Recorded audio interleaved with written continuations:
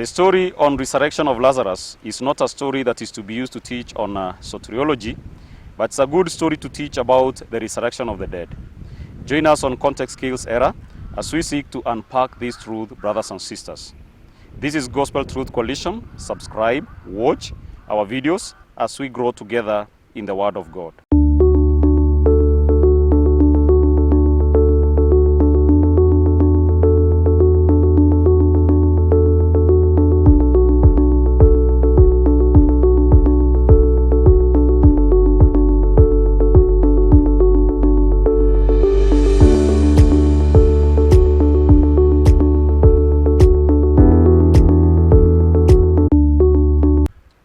Some people use this story to teach about total depravity and human inability to respond to God's providence.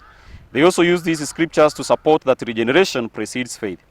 Let us question their teaching by use of this story and by asking ourselves these two very simple questions. A. Was Lazarus and his household believers? B. What is this story expected to teach us, brothers and sisters? The first question, was Lazarus and his household believers, brothers and sisters? The following passages prove that this man and his household believed in Christ Jesus. John 11, 1-3. Now a man was sick, Lazarus from Bethany, the village of Mary and her sister Martha. Mary was the one who anointed the Lord with perfume and wiped his feet with her hair.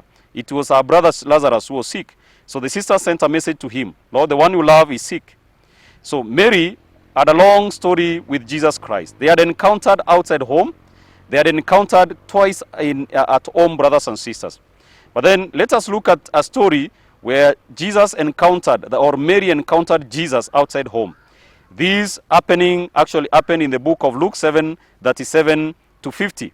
And we are reminded of the same happening in the book of John 11:2, where we are told that Jesus, that is Mary, is the one who anointed the feet of Jesus Christ with the perfume, brothers and sisters.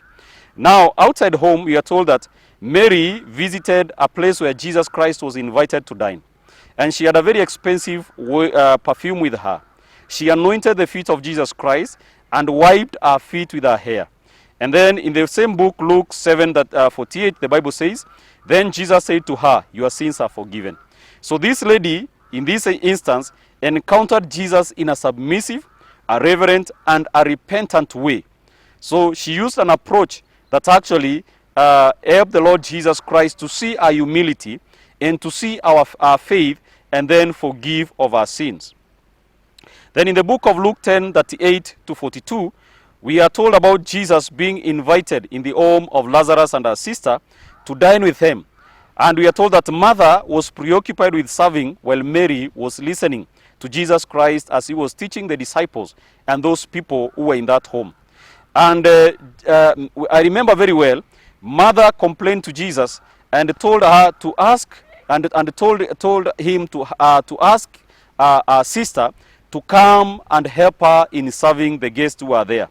But then the Bible says in the same book that the Lord Jesus Christ said to her that actually your sister Mary has chosen the right thing to do. So we are seeing Mary thirsting to hear from Christ, thirsting to be taught by Christ Jesus, and she's seeking after what is right and what can actually help her to gain more faith and more strength in believing Christ Jesus our Lord. So at home, we are seeing Mary closer to Jesus Christ. And then outside home, we are seeing Mary obtaining forgiveness of our sins, brothers and sisters. And then let us look at his brother Lazarus. The brother was loved of the Lord, and Lazarus also loved the Lord. In the book of John, chapter 11, verse 3, that we have just concluded reading, we are told that the sister sent a message to him, Lord, the one that you love is sick. And this one gives us a clear definition of what Christianity is. Christianity is a relationship with the Lord. And we are seeing the Lord loving Lazarus, and we are seeing Lazarus loving the Lord. So there is a relationship between Christ and this man. And this relationship simply proves that actually Lazarus believed in Christ Jesus. Then let us go to our question B. We have just proved that actually Mary believed in Christ Jesus, and even Lazarus believed in Christ Jesus, and even Martha believed in Christ Jesus because she's telling Jesus Christ that had you been here, my brother would not have died. So she believed that Jesus Christ could raise this man from dead. She believed that Jesus Christ is the Messiah. And that is why simply she can even respond to Jesus Christ and say, we believe that my brother will rise again in the resurrection. Let us go to question number B. What is this story supposed to teach us, brothers and sisters? Christ was not in Bethany to teach salvation through resurrection of Lazarus. But Jesus Christ was in Bethany to teach that he is the resurrection. He is the cause of resurrection. So he wanted to use this instance to teach people who are in that place actually that he is the reason and the power behind the resurrection of the last day, brothers and sisters, that we are going to experience. And the first thing that we'll try to prove is to prove that actually Lazarus was clinically or physically dead, brothers and sisters. The issue before us is an issue of physical or clinical death, not a spiritual death. Jesus testified of it to his disciple by saying, Lazarus is asleep. You remember Jesus told his disciples, I want to go to Bethany because Lazarus is asleep. I want to go and wake him up. But they did not understand that actually Lazarus, that is Jesus, was teaching about, was actually telling them that Lazarus is physically dead and is buried, brothers and sisters. So we are seeing also Mother testifying about the death of Lazarus in the book of John 11:20. As soon as Mother heard that Jesus was coming, she went to meet him. But Mary remained seated in the house. Then Mother said to Jesus, Lord, if you had been here, my brother would not have died. So we are seeing Mother also testifying that Lazarus is physically dead, brothers and sisters. Then we can also look at the argument of this sister Lazarus, that is Martha, and also the argument of Christ Jesus. Because the argument of the two, actually, they are not arguing about salvation, but they are arguing about the resurrection back to life that we are going to experience, brothers and sisters, simply by believing in Christ Jesus. So Lazarus' sister's argument is that of resurrection in the book of John 11 verse 24. And the Bible says, Mother said to him, I know that he will rise again in the resurrection of the last day. So we can see Jesus is telling this lady that your brother will rise up again. But then she is telling Jesus, I know Jesus. I know and I believe in the resurrection of the dead. And I know that my brother will rise back to life in the last day. That is the argument, and that is the understanding that is with this lady. Then another argument, we can find it with Jesus Christ. And Jesus Christ is arguing also about resurrection. In John chapter 11, verse 23, 25, and 27. Your brother will rise again, Jesus told her. Jesus said to her, I am the resurrection and the life. The one who believes in me, even if he dies, will live. Yes, Lord, she told him, I believe you are the Messiah, the Son of God, who comes into the world. So Jesus here is not arguing on point of actually what we are calling soteriology, or actually causing people to believe in him. But he's arguing on point of resurrection. He's saying, whoever will believe in me will die. Even if he dies, he will resurrect. He will rise back to life again. And he's saying, I am the resurrection and the life. I am the reason as to why people are going to resurrect back to life. And therefore, he's here to prove this point, to prove that he is the resurrection of life, brothers and sisters. Remember the Sadducees, a sect within the Jews. They believed that there was no resurrection of the dead. Here is Christ, and we are seeing Christ now trying to prove to them that he is the resurrection, brothers and sisters. So Christ is the author of resurrection. The whole doctrine of resurrection came from him and is hinged upon him. The whole power to effect it, actually, was from him, brothers and sisters. So no one can believe in resurrection, and no one can hope in resurrection if he is not a believer in Christ Jesus. So what Jesus is trying to teach through this miracle is to prove to them this truth, that there is that there is resurrection of the dead, and that he is the reason as to why resurrection will happen, brothers. In John 11:26, the Bible says, everyone who lives and believes in me will never die. Do you believe? He's asking them a question. Do you believe that whoever who believes in me will not die, but he will live?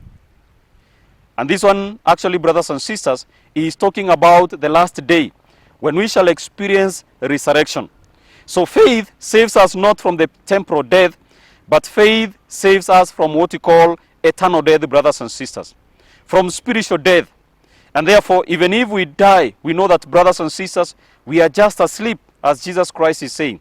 But in the last day, we are going to resurrect. We are going to come back to life again, when Christ Jesus will shout with the voice of the archangels, and all the dead will rise back to life.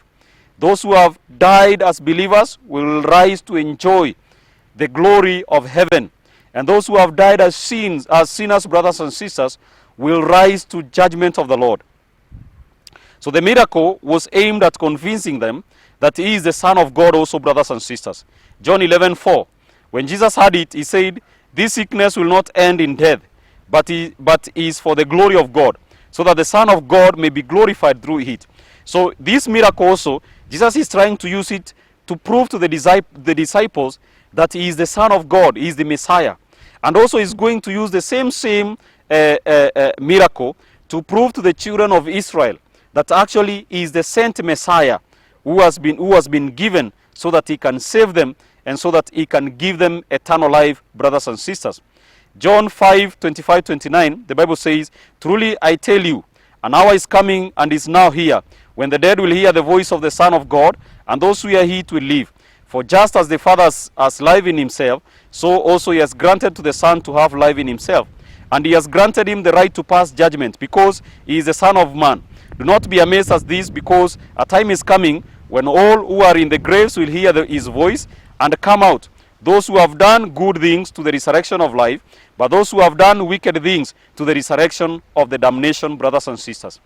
So when Jesus is arguing on point of death, he is arguing on point of death and resurrection, brothers and sisters. Even in this chapter 5, verse 25-29, Jesus is arguing on point of resurrection, that those who have died believers, in the last day, they will hear the voice of Christ Jesus and will resurrect to life, brothers and sisters.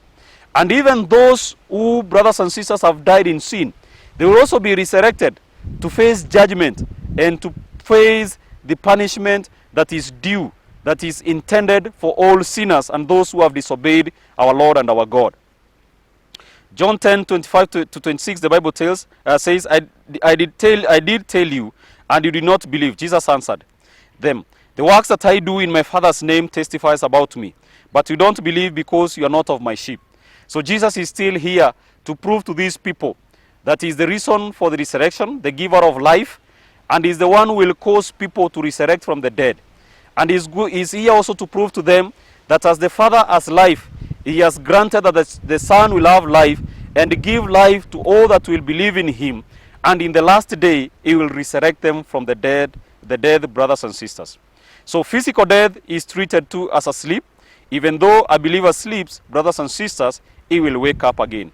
John 11, verse 13 to verse 14, the Bible says, "Our friend Lazarus has fallen asleep, but I'm on my way to wake him up." Jesus, however, was speaking about his death, but they thought he was speaking about the natural sleep. So Jesus then told them plainly, Lazarus is dead. So when we hear about sleep, we are actually talking about physical death. We are not talking about any other death, but we are talking about physical death, death in this body. So Jesus is going to Bethany to resurrect this man Lazarus, so people may know that he is the reason and is the author of resurrection, brothers and sisters. Let us look at the book of 1 Thessalonians 4:13-18. I'll just read. "We do not want you to be uninformed, brothers and sisters, concerning those who are asleep, so that you will not grieve like the rest who have no hope. For if we believe that Jesus died and rose again, in the same way, through Jesus, God will bring with him those who have fallen asleep. For we say this to you by a word from the Lord. We who are asleep, who are still alive at the Lord's coming, will certainly not precede those who have fallen asleep. For the Lord himself will descend from heaven with a shout, with an archangel's voice, with trumpets of God, and the dead in Christ will rise first. Then we who are still alive, who are left, will be caught up together with them in the clouds to meet the Lord in the air, and so we will always be with the Lord. Therefore, encourage one another with these words, brothers and sisters. So you can look at this scripture and then compare it with what is happening in the book of Luke 11. Jesus is talking about Lazarus being asleep, and now he's going to raise him up again. And in this book, in the book of 1 Thessalonians 4:13 to 18, we are told about those who have fallen asleep. Jesus Christ will come with the voice of the archangels and the trumpets of God, and those who will hear, all will hear his voice and will resurrect to life, brothers and sisters. So then let us look at the importance of believing in the doctrine of resurrection, brothers and sisters. One, resurrection of the dead fills us with the confidence to face death when it comes. So we are not hopeless, but we believe and we trust that actually, as Christ Jesus is risen, we shall also be risen, brothers and sisters. Our hope goes beyond the grave. Our hope is never finished at the point when we are going to face death. But even after death, we have hope that Christ Jesus will rise up again. Will rise us up again, brothers and sisters. Point two, the doctrine of resurrection fills us with joy, knowing that our fallen friends, relatives, and colleagues will rise up again, brothers and sisters. And in this case, those who died believing in Christ Jesus, they will rise up again, and we shall continue to enjoy life with them in the eternity that the Lord God has granted us in heaven, brothers and sisters. This hope is only with those who have believed, brothers and sisters. So the hope of resurrection is not with non-believers, but the hope of resurrection is only with those that have believed in Christ Jesus our Savior. So brothers and sisters, as we have just seen, the story of Lazarus is not a story to teach on salvation, but it is a story, a good story that you can use to teach on the resurrection of the dead.